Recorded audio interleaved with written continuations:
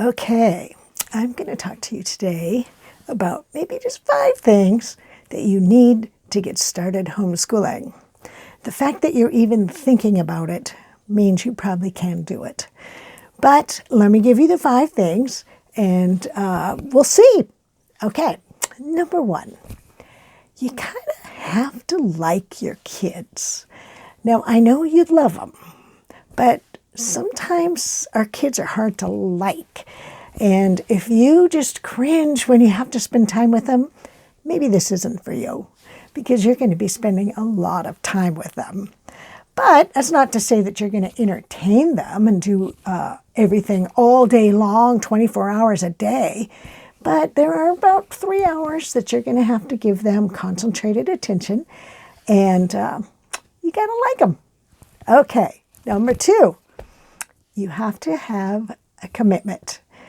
You can't just say, okay, we're going to try it out for 2 months, and then say at the end of week 1, I'm putting you on the bus on Monday. I can't take this anymore. Well, that's not going to be successful for you or your kids because they can't trust you. They're not going to learn. They're going to be so frustrated and afraid that if they do something wrong, you're going to send them to school unless they want to go to school. And then they're going to be so argumentative and hard to deal with it because they want to go back to school. You have to say, I'm committing to a year. I'm going to do it for a year, and then at the end of the year, we'll reevaluate and see whether or not you go back to government school or stay home, whichever one. But you have to be committed, I think, for at least a year. Okay, number 3, you have to be willing to fail.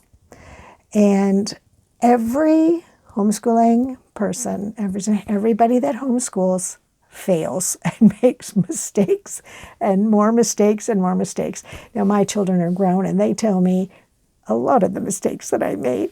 But you know what? That's okay. You have to be willing to fail, and you have to allow your children the opportunities to fail too, showing lots and lots of grace during this year.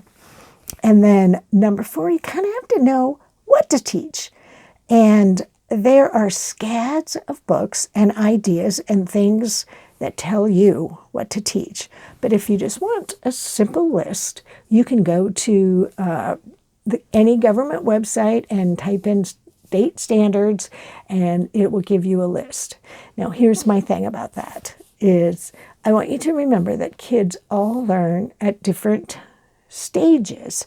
And so if your child is in 1st grade and they can't spell supercalifragilistic, you're going to say, that's okay, we'll wait. Maybe 3rd grade you can spell that, or 5th grade. But you have to say, where my child is academically, that's where I'm going to start, and not compare them to other children for sure. And say, oh, I have to be doing what the state tells me to do, or I'm a big failure as a mom. That's not true. By the time they graduate high school, they will have learned what they need to know.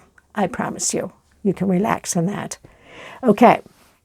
And number 5, you need a library card because you're going to be going to the library, I hope, at least once a week. That's where you're going to get your books and your ideas and things to learn. And your kids are going to actually need to have their own library card so they can check out their own books, and put them in a safe place in your house so you don't have tons and tons of overdue fees like I did. But we had 5 kids, so we had 6 library cards. It was glorious. Oh, this one's maxed out. Okay, we're going to do that one.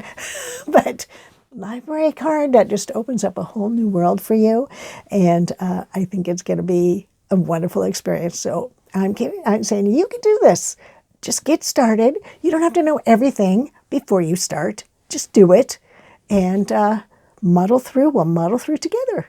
Okay. Have a good day and let me know if you decide to do it.